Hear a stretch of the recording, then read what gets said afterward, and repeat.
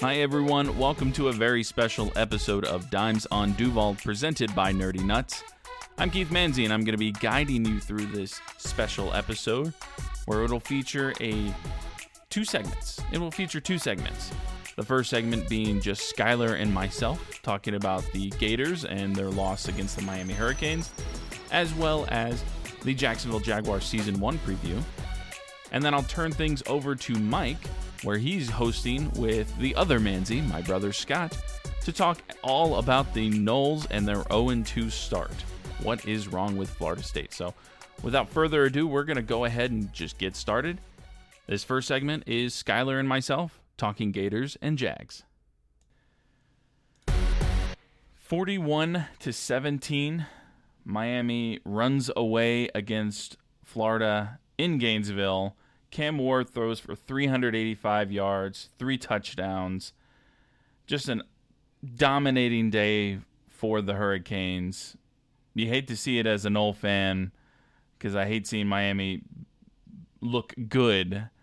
But Florida just flat out looked flat. And Skyler here is joining me now. And I have to ask, Skyler, did you see anything positive in that game on the Florida end of the field? That 71-yard run was nice, but they didn't do it more. And then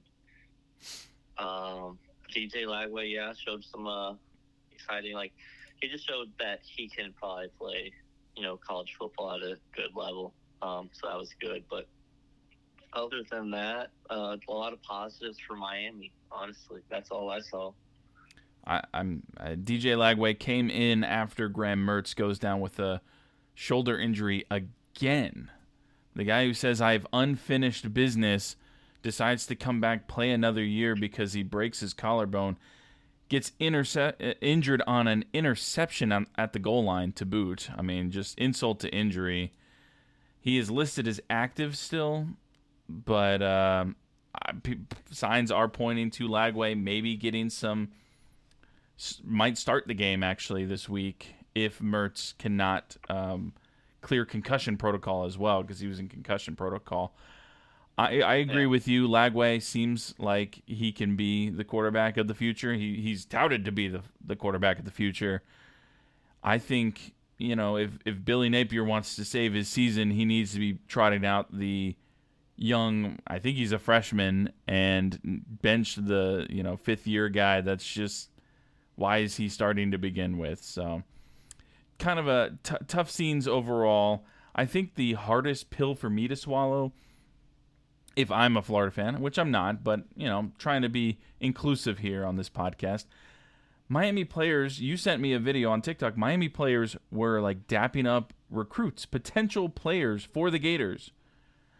Dapping these guys up come to the U, don't go to Florida, come to Miami, that's where it's at. And they're taunting fans, and they're just having a great time because they beat the crap out of the Gators. How does Billy Napier not let that light a fire under him and piss him off to where, I know you have Samford this coming week, but Billy Napier just doesn't seem like the guy to get angry at the correct things. No, I mean, he blamed the fans. I haven't heard the soundbite from his press conference or watched any of it, but just seeing the reactions, he said that it's something the fans are watching in their basements in rural Northwest Florida. So he's making excuses. I mean, we made excuses all off season about how this is the toughest schedule, so you got to give him a break. And so he makes a lot of excuses. He talked about on the last podcast, I wanted to see more disciplined football because that's coaching. That's something that shouldn't be happening, especially in year 3. And then on the first scoring drive Miami has, we commit a roughing the passer penalty. And it wasn't a hard hit, but it was well after he threw the ball. And it's just he's not even coaching the most simplest things, and it's very obvious, and it's just baffling. It's hard to understand why he's still in this position. I was frustrated with him last year, and people keep saying give him time, let him get his players, but like you said, DJ Lagway playing might save the season, but I doubt it. I think he's gone this season regardless. Well, Depends on that was actually going to be my next question, actually, is because Twitter has been on fire. Apparently, there's a flight from Oxford, Mississippi to Gainesville coming up soon, and the president, or the AD, excuse me, he postponed his regularly scheduled press conference. Could Florida fire Billy Napier before this next game against Samford? I don't think he would be fired before the game. I'm hoping we lose so that way he is fired immediately after. But with Mertz and concussion protocol and Lagway playing, I think that gives us a better chance of winning. Thus giving Tennessee the opportunity, I think, would be our next opponent. I don't have the schedule in front of me, but I believe Tennessee's after that. And, Texas A&M is actually next. Texas A&M. Mm-hmm. Well, Texas A&M, they look okay. They're a beatable team if you have a good team, an okay team, but we don't have an okay team, so I don't know. We'll see how much Texas A&M can beat us by, because Miami did look good, but that's one question I have is we need to see them against some other ACC opponents, because Florida's looked bad for a couple of years now. It's not really a true test, and I'm not trying to take anything away from Miami. They did look great. They did everything right. No, I hear you. I agree. I agree wholeheartedly. I mean, it's one game. That's where you see a lot of teams, you sit back and scratch your head. It's like, man, are they really that good, or are they really that bad? We won't really know until a couple more games come through this season. I'm with you. I don't think they fire him. It's kind of a double-edged sword. So if they fire him, let's just say tomorrow, he's out. They play the Samford game. It's a good thing that it's the Samford game, because I think you can get away without having a new head coach for a game like that. But also, it's not good because you literally just said, all right, well, the season's done. We've just thrown it away. We're paying this guy, $22 million or whatever to just leave after we put so much into him. And then on the other end, if you don't fire him and you just let him play out the year and you win, less than 6 games, it's still another throwaway season. You feel like crap afterwards, and you're still stuck with this guy. But if you do fire him later on in the year, it's like, well, why didn't we do it earlier? So I don't think there's a winning scenario for Florida right now.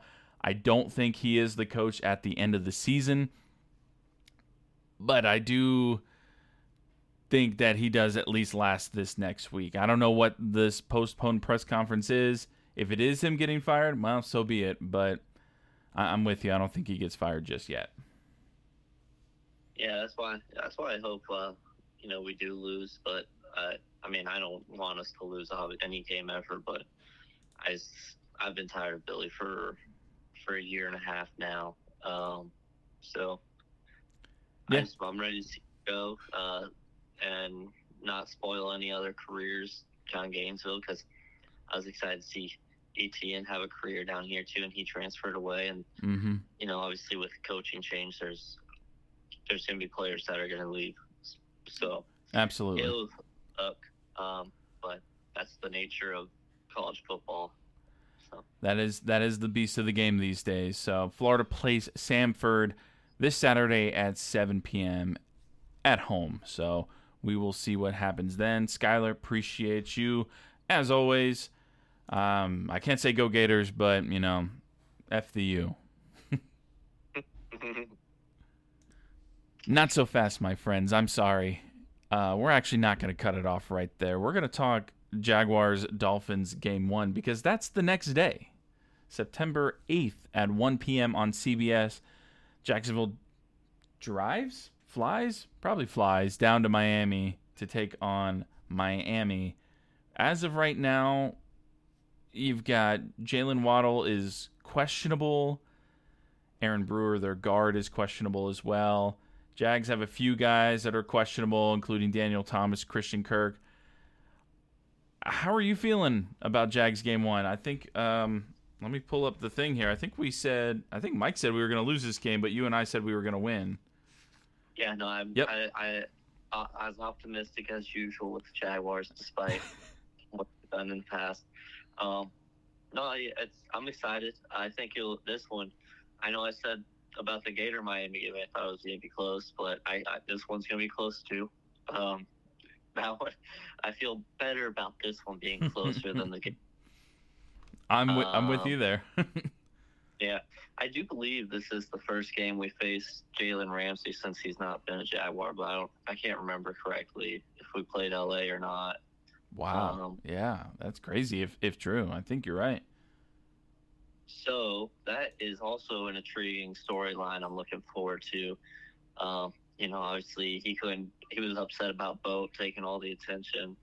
So he couldn't handle it. It's just hurt his back. But now that we got Trevor Lawrence in town, I'm excited about it all. Brian Thomas, Christian Kirk, Gabe Davis too, Evan Ingram. I'm excited to see what they'll do. Worried about Tyreek Hill and if Jalen Waddle can play, which he probably will play. Because secondary's been a question all offseason. We've gotten rid of Darius Williams, the powerful Creekside Knight. That still hurts me, but I understand it. Yeah. So, I mean, everything has looked good in the preseason. Of course, it's preseason. Right. But, well, who we play that you didn't mention also. We play Jalen Ramsey. We're also playing Calais Campbell. Oh, yeah. Just recently signed not too long ago, right? About a month or so ago. I missed the mayor. So that is another interesting piece. They're trying to rebuild Saxonville. What is it, 7 years later? Yeah, two pieces at a time. Well, too bad we got Gibson, so they can't get him. Hopefully they sign Barry Church. Oh my God, yeah, they can have him. But Miami, I agree with you. The biggest concern for me is Tyreek Hill. If he gets behind the safeties, Tua can just chuck it down there and he'll go get it. The defense is going to be put up to a great week 1 test. The offense is still just, from the limited stuff we've seen in preseason, they haven't announced who's calling plays yet, have they? What was that? They haven't announced who the play caller is, right, for us? They've been coy about it, but I'm pretty sure it's still going to be Press Taylor. I think so, too. I think they're doing it on purpose to, mess with people's heads. But regardless, if we call a game where it's not just run for 2 yards on first down, throw an incomplete pass on second down, and then we're faced with 3rd and 8 and 3rd and 7. If we do the opposite of that, and we go for long shots early in the game to BTJ, if we do some off crazy reverses, I don't know, if we mix it up and kind of make it fun, I think we can win this game offensively, because I don't know too much about the Dolphins defense, but I think we can expose it.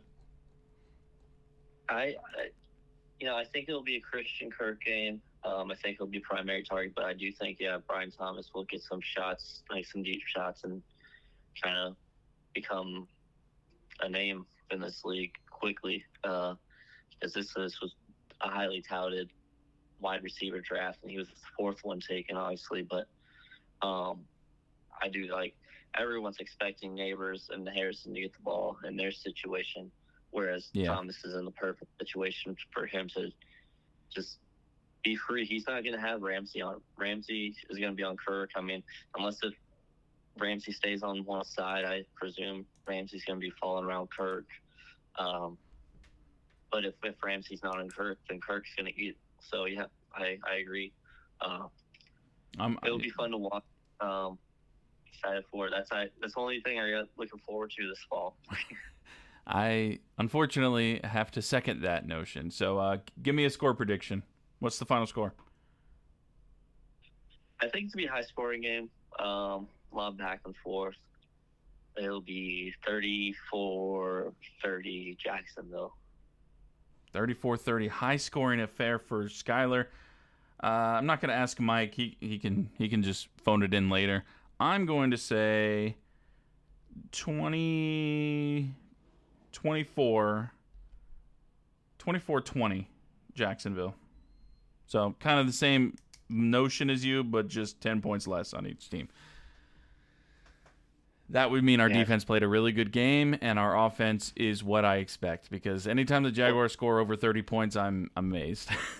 They scored 30 points pretty well last year, even though the offense looked like they struggled, at least early in the season, which I think we'll have. Well, the first game of the season, we scored 31, and we didn't score 30 points again until week 7. Okay, then I'm wrong. No, I think we'll have a better start to the season, though, because I think that will be a point of emphasis. Hopefully, it will be. Fingers crossed. This will be a tough opponent, but they're all tough opponents in the NFL. That's why they're professionals. So appreciate you, Skyler. Officially, this is the end of this segment.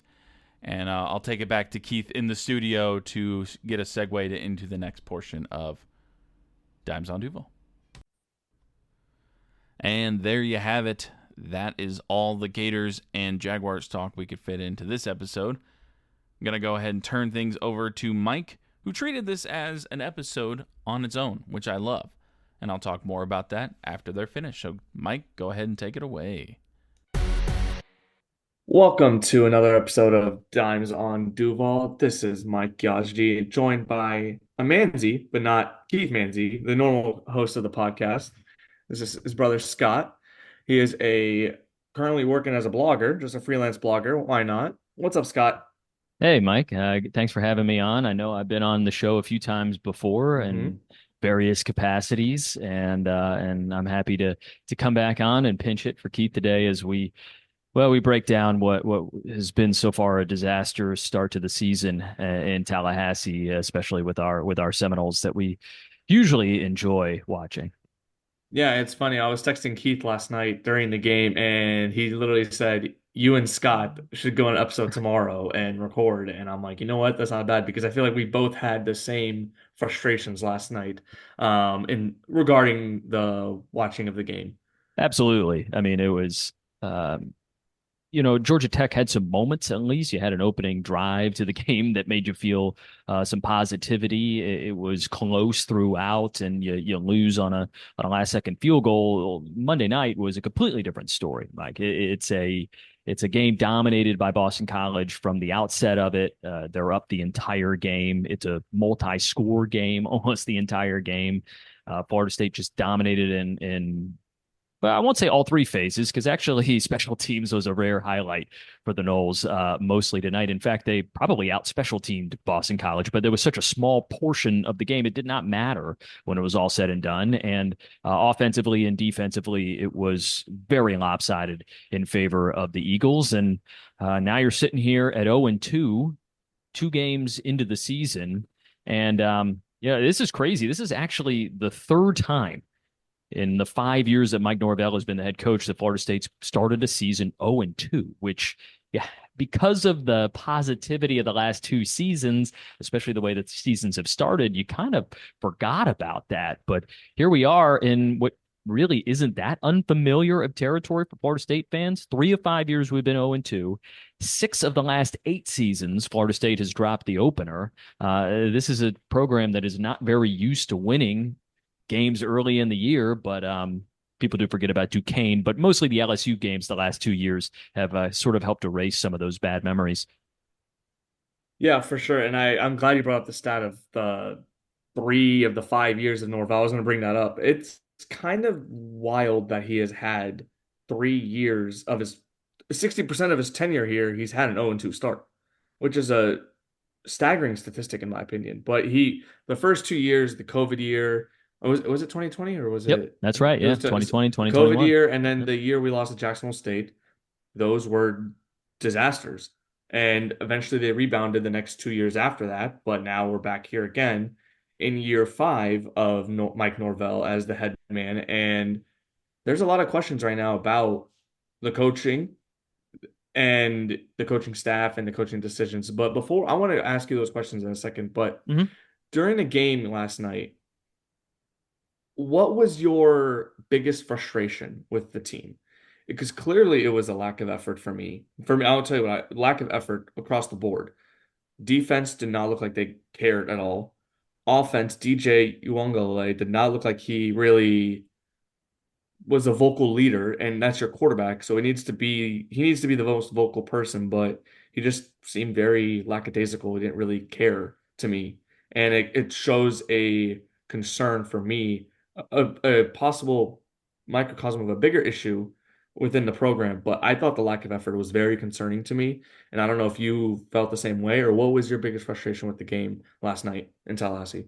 Yeah, the effort was certainly a big one. A concern is mental toughness and the ability of some of these guys to put frustrations or bad starts or things like that behind them. We saw some in the Georgia Tech game, but we saw a lot less of it last night.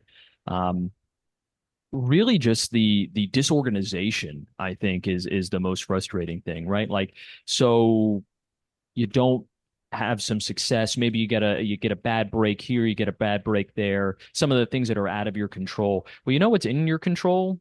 Not giving back the 5 yards you got on first down because of an illegal procedure penalty multiple times. You know, it's in your control, not picking up multiple personal foul penalties, even if they were, in my opinion, some soft calls. You don't need to even put yourself in that situation to let the refs call that. The penalty disparity in this game speaks volumes about the way the game was coached. Boston College committed one penalty.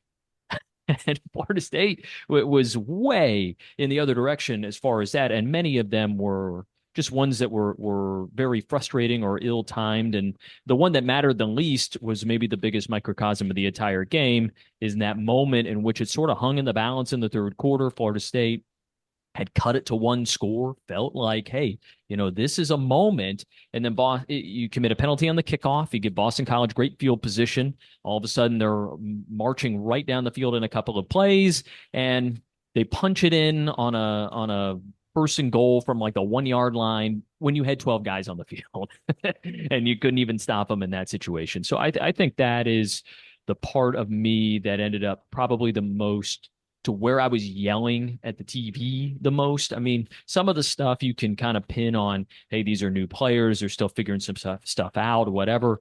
The stuff that you shouldn't have to figure out is where to line up and how to behave on a football field properly, and not give your opponent little edges on the margins like that, because this team doesn't have any margin for error, and they completely eradicated any margins last night. For sure. And like what blew my mind is how this is the lack of adjustments also on top of that. Like the personal fouls, the kickoff, that blew my mind. Like why are you doing that? Like you already passed you're literally going past them. You just push them in. There's no need for that. The 12 men on the field, you still can't stop it. Granted, 1 yard to go is kind of hard to stop a team with 1 yard, but Yeah, it didn't matter. They were going to score anyway, but it was just a exactly. perfect encapsulation of the night. Exactly. And adjustments just blew my mind. Like, and I don't know if this infuriated you as much as it did me. The same concept was run over and over and over again. Yeah, The Boston College two ran 4 plays. they ran a counter and they ran a wheel route that really the running Yeah. back wheel route that blew my mind and we could not adjust. Our linebackers are piss poor. And and this goes back to who they hired years ago. You're familiar with him. Knowles, Gator fans, Hurricane fans, and now Seminole fans are familiar with him. Randy Shannon. I, He's devastated multiple programs in the state now. he is collecting incredible money from the state of Florida. So, the lack of adjustments, the play calling, the clearly coaching is not working well in that room, and it's leading to the defense being exploited, and it's a big problem.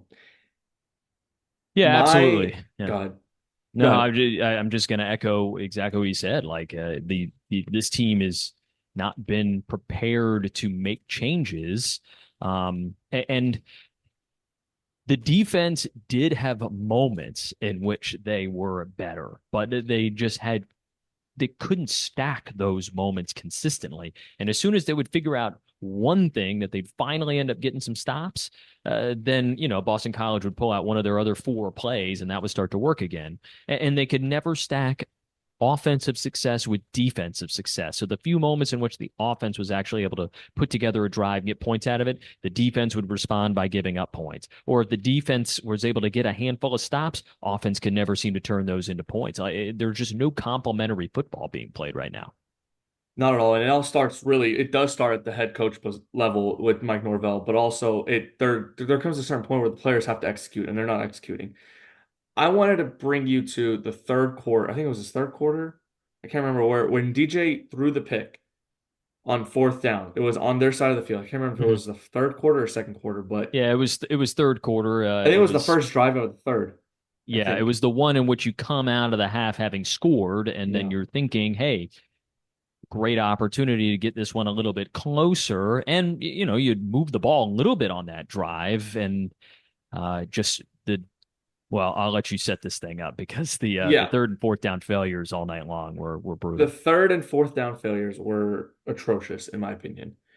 DJ Uwangale, he's a fifth-year senior, like fifth, sixth year, whatever he is now. He's experienced.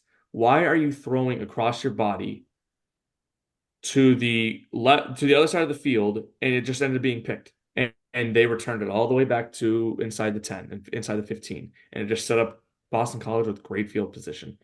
And that's what I honestly thought that was the dagger. That's when you heard the "We Want Brock" chants. And I now have a question for you.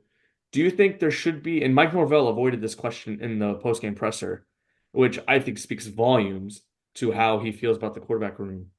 Do you think there is now going to be a quarterback competition between DJ Uwangale, Brock Glenn, and even maybe the freshman Luke Romanhoek in this upcoming bye week? Because God knows this bye week came at the right time. Yeah, you just said the key phrase there, Mike, and it's a bye week. This is typically where if you are having troubles and you want to make a change and adjust an offense or put in an install to fit that player, this is when you would do it. If they don't end up making the QB change now, then they are not going to do it until probably November or late October or something like that.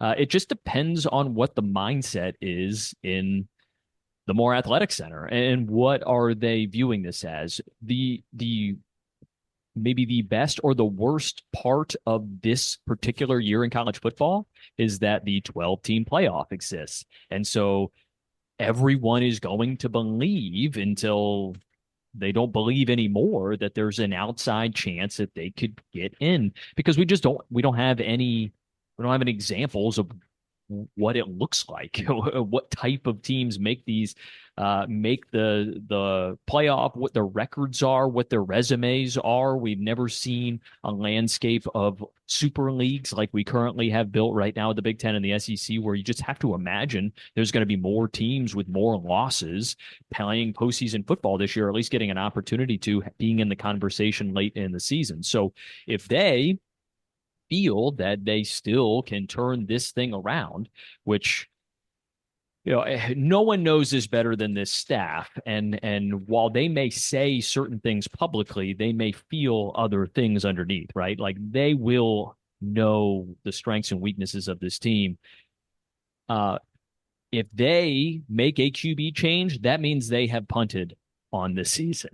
That means they are starting to build for the future. And that is not the worst thing in the world, because I think you're probably like me, Mike. You are looking at a team that has played 2 weeks, and there is no semblance of a team that is good enough to make the playoff that is wearing garnet and gold right now. So do you start to give the guys that are quote unquote the future some opportunities to go? But here's the bigger issue. Brock Glenn or DJ Uiagalelei, it doesn't matter if all the other components aren't good either. This is not as simple as a QB change inflecting life into this team and all of a sudden being the difference between them being great and being bad. This is a team that can't run the football, now has injuries and some ineffectiveness on the offensive line, has maybe some signs of life from the receiving core on Monday night. Hopefully those guys continue to grow and get better.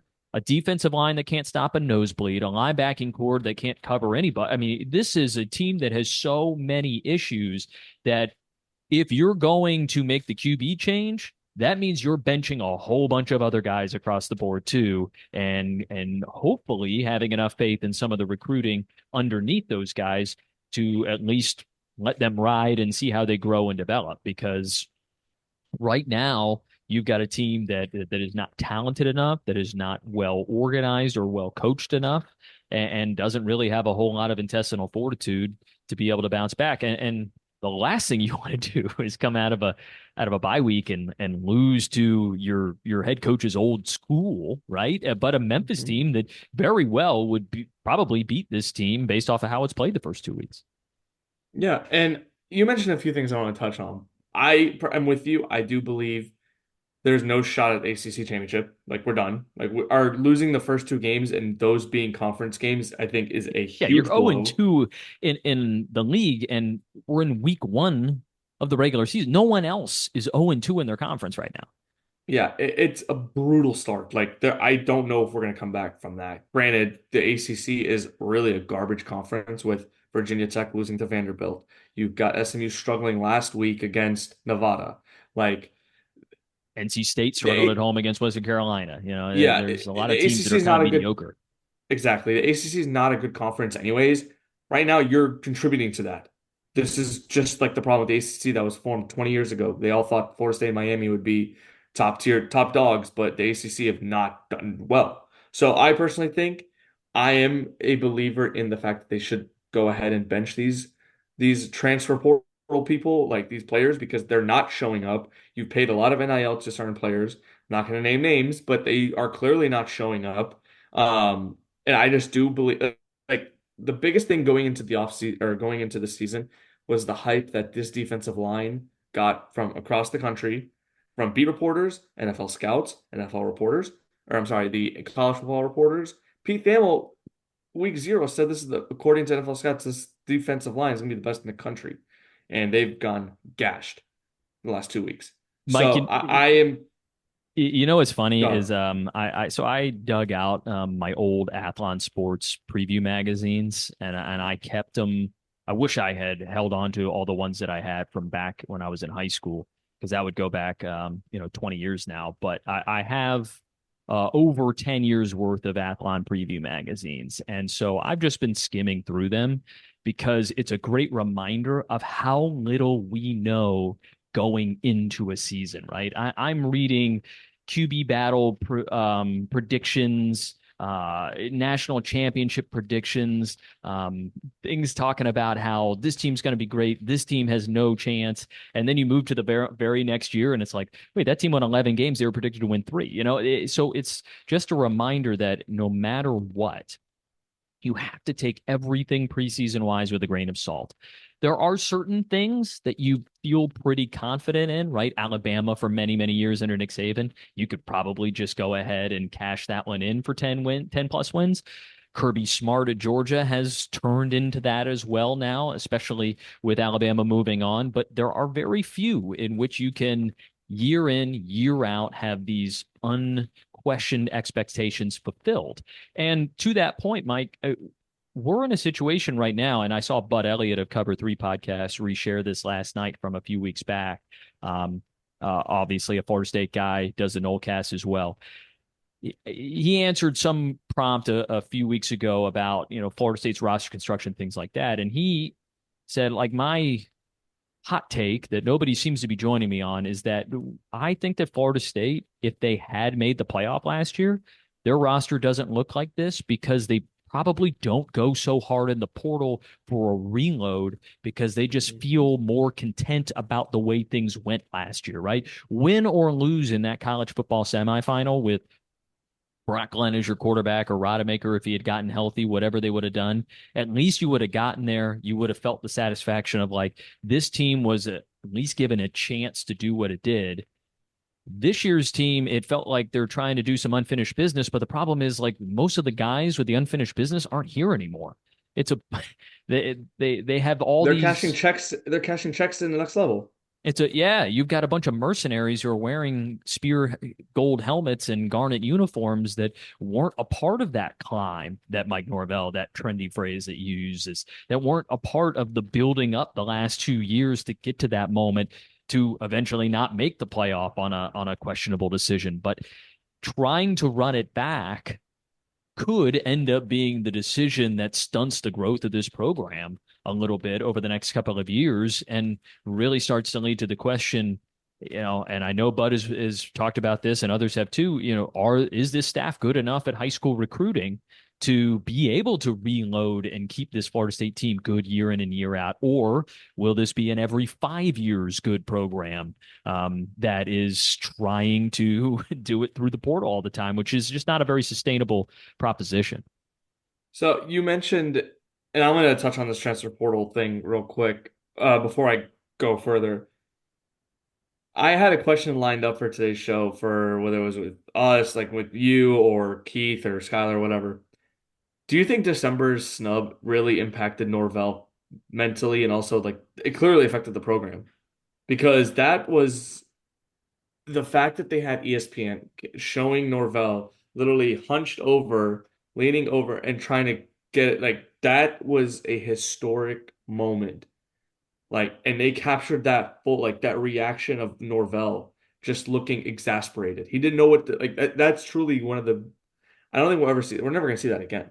Like that is truly one of the things that's gonna be mentioned to obviously Norvell's daughter down the line out like or bam like it's gonna be those kids when they have kids and kids, it's gonna be mentioned to their it's gonna go generations for that specific 2023 Florida State team. Like I think it could have impacted him and clearly impacted the decision making in the offseason. But what do you think? Do you think it actually impacted the program to that level? It's probably twofold. It is probably the fact that that moment, which I kind of touched on, how I do think that it probably caused them to maybe think reload and go a little more aggressive in certain ways to take some chances on some guys in the portal to plug some holes that they think they had. But also, there's been a lot of hype, shall we say, positive press for Mike Norvell and his ability to master the portal, right? No one had figured it out better than Mike Norvell in Florida State the last couple of years. Whether it's, Jared Verse, it's just go on down the line. You've got Jerrion Jones, you've got all sorts of guys. You got both of your Keon linebackers, Coleman. Bethune and Deloach. You've got Keon Coleman, you got Johnny Wilson. You've got Jordan Travis. Jordan. What Yeah, technically that was pre him. transfer portal. Yeah, But he was a portal yeah. guy. But that was coming in from the Willie Taggart era. But still, he was the perfect blend of like, hey, I'm going to take these guys. Jermaine Johnson, how about that? Mhm. I'm going to buy low on these guys, develop them, and sell high, and that's what they were able to do really well. The problem is, I think we've just seen that it's the best programs year in and year out are still doing it the high school way. Georgia, Alabama for many years, Mhm. Ohio State, Michigan the last several years. They are still recruiting well at the high school level, developing talent, losing some pieces because that's the way the landscape is these days. People will transfer out. They're keeping the most of the ones that they want to keep, and then they're supplementing. This is the whole argument against Dabo Swinney and Clemson right now, right? No one is saying that he can't recruit at the high school level. He's still recruiting very well at the high school level. He's just refusing to do the other thing, which is fill a couple of holes with some well-placed transfers. And so they're dealing with their own problems in Clemson right now. Florida State right now, again, has a bunch of guys who don't play very well together because they aren't teammates, haven't been teammates very long. And some of these guys just might not be all that good. You landed so many surprise talents. It's just not, even whether it's high school recruiting or portal recruiting, it's not likely that you're going to hit on everybody. And the problem when you miss on a portal guy, well, that guy was supposed to play. That's why you brought him in. You don't bring in portal guys usually for depth. They're coming in to contribute right away because they have more experience, they're older, things of that nature. And if you miss on that and you don't have any depth behind them from the high school level, well, then you don't have anybody. Correct. Yeah. And I'm looking at it. It's funny you mentioned like the Dabo Sweeney, how he doesn't rely on the transfer portal at all. Yeah. Zach Blostein at Knowles 247 posted an article earlier today, and I don't know if you're a subscriber of 247 or not, but I think this is public to anyone who's not a subscriber. But I am a subscriber to Knowles 247, and he wrote an article about how the over reliance may have come back to bite Florida State, And he put stats about how many players Norvell has taken in the portal over the last 5 years, going from 2020 to 2024, 10, 12, 14, 12, and 17. 17 players this offseason So it's is the the most he's most. taken. Wow. Yep, most he's taken. And clearly he needed, there's a lot of holes on this team from last year, which makes sense. You lose 90%, over 90% of your production on offense. You lose a lot of defensive players. Some of them came back, but the majority of them went to the NFL. Compare now with high school, the final team recruiting rankings for FSU's high school classes during Norvell's tenure, going from 2020 to this past recruiting cycle, 21, 21, 19, 16, and 11. So progressively getting better, but it's getting the difference makers. You missed out on Travis Hunter, the historic flip in 2022. Yeah. You missed out on Nigel Lee Kelly, the defensive end who now is playing for UCF. You lost flip season occurred a lot for Florida State, but the opposite way, they lost multiple recruits to SEC schools or conference rivals. Like you missed a lot of key players, and that's where, like you mentioned, the depth at the recruiting level is needed, and it's not showing up. And I don't know if Norvell is a true recruiter because honestly, we are in 2024. We should not, Florida State should not be losing to Boston College at home in the home opener, simply put. No, and if this was a college football 25, I think Mike Norvell's trait as a coach would be master motivator. That Yep. feels like who he is. He's not the ace recruiter. And then the problem is, outside of Alex Atkins, who else is a great recruiter? Patrick Surtain. Okay, I'll give him that. But Mhm. okay, so you got one guy on each side of the ball who's a really good recruiter. And then Odell Haggins still can pull some. He's fallen off over the years, but he's He's been fallen. I think he's fallen off completely, yeah. personally. It's just me. I'm not the fan. He's not done anything recruiting wise. Sure, transfer portal, but he's a legend. It's gonna be hard for them to cut loose, but it's But just don't cut him loose. Cut one of these other guys who's not a legend loose, right? Like Randy Shannon, easy scapegoat, but he should not be your linebackers coach because he's not developing guys or recruiting. So what is he giving you? Absolutely nothing, outside of a familiar name, I guess, in the area. Adam Fuller, he's ridden a roller coaster in his career. He's probably coaching right now with one hand tied behind his back, and I'm going to give him a little more of the benefit of the doubt because I can see what he can do with some talent. But you've got to be able to find guys that can bring him in more talent. And the crazy thing is, I mentioned Surtain. The secondary is supposed to be extremely talented. I don't really know what the secondary does because no one has thrown the ball downfield more than 2 times a game against Florida State yet this year. So those guys are just basically extra linebackers at this point. Like you're just hoping that they can tackle on the edge because they are not even getting opportunities to go play DB the way that you would expect them to play DB. I have no idea how good they are. So, yeah, they need to find some. Sometimes you can get some results on the field can paper over some blemishes, and I think the way Florida State had played the last 2 years papered over some of the deficiencies in the coaching staff, and they're really going to have to look at that going into next year. no, for sure. And you mentioned this a few like comments ago. The transfers are clearly not like teammates. They're not playing with each other. Like they've never played with each other. So I was listening to some of the Florida State podcasts. I listened to Noel Cast Reaction today. I know and listened to Noel's 247 on the bench. And both Bud Elliott, like you mentioned, and Chris Nee of 247 indicated that the defense seemed like they stated they don't really like each other. Like something's going on with the defense. And that could be either because they don't trust each other or like they just don't, they're not fans of each other. And Brennan Sonnone of Knowles 247 stated on the podcast, he said, Marvin Jones Jr., the transfer from Georgia. Mm-hmm. Norvell, Mike, everyone knows Mike Norvell runs after every practice from end zone to end zone, whatever. Marvin Jones Jr. runs with him too.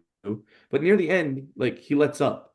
Like for him, and this is actually a good point, like if he's not giving full effort in practice, how is he gonna be in the game? And I'm pulling the AI meme. Well, yes, we are talking about practice. Like this is you have to show up during practice for the team and overall the program to continue getting better at it in the future. And I don't there's clearly no magic fix over this season. You mentioned like I personally think the the season is on life support in terms of making a bowl game. I don't know if they're going to win 6 games because we have obviously like just a quick glance at the schedule. You got Memphis, they Memphis. Yep. Go ahead. Memphis, Cal at SMU, Clemson at home, at Duke, at Miami, North Carolina, at Notre Dame, Charleston Southern, and Florida. Like I can see Memphis beating us. I can see SMU beating us. Clemson, Miami, North Carolina, Notre Dame. That's 7 losses right there. And that's a 5-7 season. That's if you win every other game, but I don't know. Let's just shorten it to the rest of September, Mike. I mean, do you feel more likely that Florida State is going to be 1-4 at the end of the month or 2-3? Honestly, 1-4. I mean, Like right with you're this. not going to lose to Cal. I mean, not at home. Cal is not. There's I mean, blow it I all thought up the same if they thing lose about to Boston Cal. College. Yeah, I thought but the difference is we didn't really know what to expect with Boston College, new coaching staff, some new pieces. They obviously have. You're almost and you're at a disadvantage, and I've heard this described. You're at kind of a disadvantage if you're a week zero team versus a team that hasn't played because there's no film, right? Florida State had Mhm. no idea outside of they knew that Thomas Castellanos was fast, what to expect from Boston College coming into this game, how much they would even run it, how much they would run. I mean, I guess they knew what Trayshawn Ward was because he used to be on the other sideline, but and he still runs hard as all get out. But the other aspects of it, like scheme wise, it was all new. Meanwhile, Florida State had already put some stuff on tape. Boston College able to prepare for that, and it Mhm. showed. So by the time you get to this Cal game, I would think that they would have enough things figured out, unless this team just has a mutiny and all quits. I guess it just sort of depends on how back to my mental toughness discussion, what this looks like. And if you're 0-3 with a loss to Memphis in a little less than 2 weeks' time, who's going to put that out of place? I mean, I was looking at this earlier today, Mike. I mean, it kind of reminds me of 2021 a little bit, right? You lose a close game in the opener. People are like, oh, we're not that far off. And then you lose one you had no business losing the next week. And I'm not saying At that the home. opponents are the same or the way the game's played out are the same because they're not. But we almost got tricked into thinking that this wasn't so bad or wasn't that far off, and now we're in a situation with a full-fledged evaluation being needed. That 2021 team started off 0-4, and people were talking about whether Mike Norvell would even make it through year two. And then, fast forward here another couple of seasons, the guy's the reigning coach of the year. He's not getting fired, even if they start 0-4 this year. But you're going to have to, what he needs to do at that point is pull anything out and trust that, hey, listen, I have years to work on this. I might as well start showcasing the young guys and building for what's next and not worrying about whether or not we paid a bag to this guy who's only going to be here for another 3 months until, the beginning of December, and he's going to be on doing whatever else it is he's going to be doing in his life, which for most of these guys who they brought in as transfers this year is not going to be playing football anymore after this. Yeah, and it's funny you mentioned like he's not getting fired. I was going back and forth in chats last night. They were like, "At what record do you fire Mark Norvell?" I'm like, "There is, unless he goes 0-12, you're not firing him." That Like, guy there's went I undefeated in the regular season that last year. trust Not me. even And they're Auburn's granted, firing their coach the following yeah, year, and they may like be the most crazy of all fan bases for this stuff. yeah, and I don't see Norvell getting canned after this year. Now they're going to give Norvell a chance to make amends with his coaching staff. I will say that. I don't expect them to. I do expect changes in the offseason one way or another. Yeah, Like hopefully there has to be there needs to changes. be. You can't come run it back with the same coaching staff, and you're gonna have to move on from certain recruits. I'm sorry, from certain transfers. So Yeah, those are my 2 cents on that. nothing like talking about next year after week one of college football, right, Mike? It just it almost takes you into the life of being a Jaguars fan, for many many years, where we're having Oh, draft don't. talk at the end of September sometimes. So um, Yeah. at least we can look forward to that coming up this weekend. Hopefully, they don't ruin the Jaguars bye week for us because at least we know that The the Knowles Florida bye State week. bye week. At least we know Yeah. Florida State's not losing this week. That's the one positive. I made a joke in one of my chats. They're talking about like just the games this weekend and spreads and stuff. I'm like, just take the bye week -1 against Florida State because there's something going to come up this weekend, I'm sure, against Florida State that's not working in their favor. Well, I appreciate you having me on to fill in for Keith and exercise some demons and get some thoughts out related to Florida State here. Anything else you wanted to talk about before we conclude today? Nope, I'm good. Honestly, thank you for being flexible to come on tonight in place of Keith, and we'll have to get you maybe on a few more times during the season. I'm sure Yeah, that might have to happen. I'd love to be a pseudo recurring guest now that I don't have a podcast of my own. Gives me an opportunity to stretch this muscle a little bit still. There you go. That's all we need. And just to wrap up, before we wrap up, I want to give a shout out to our sponsor, Nerdy Nuts. We still have the discount code DIMES10. So let me pull up the new flavors of the week. I'm always curious as to what these are. I was say I don't think you can have them, can you? Or are you? I don't know why. I feel like I mean, I you can eat a are. little bit. There's a decent amount of sugar. I should stay away from eating a whole jar or anything like that. But Fair enough.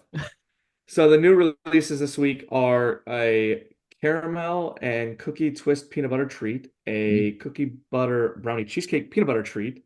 They both sound the same to me, but a sweet spin nut butter treat, a Buckeye blackout cake peanut butter treat, and there's multiple, but a chocolate toasted coconut almond butter treat, an apple pie peanut butter treat. That actually sounds pretty good. Yeah. And a peanut fritter peanut butter treat. Man, they're just more. Changing the game. There's a bunch. There's a few Go to more the flavors website I'm to see not the gonna rest. say. Yeah, go to nerdynuts.com and use the code DIMES10 to help support us, local podcast, and also get some delicious peanut butter. So with that, I want to thank Scott again for joining Dimes on Duval. And with that, we'll talk to you next week. And there you have it. That's our episode. Appreciate you all tuning in today to listen to the latest episode of Dimes on Duval presented by Nerdy Nuts. Mike did the ad read for Nerdy Nuts, so I didn't even have to worry about that. So that's what I wanted to thank him for. But we'll catch you next week, as hopefully we'll be talking about a Jaguars win in week 1. Knowles have a bye week, so hopefully they don't lose that, and the Gators will be hopefully 1-1. Thank you all for listening, and we will catch you on the next episode of Dimes on Duval, presented by Nerdy Nuts.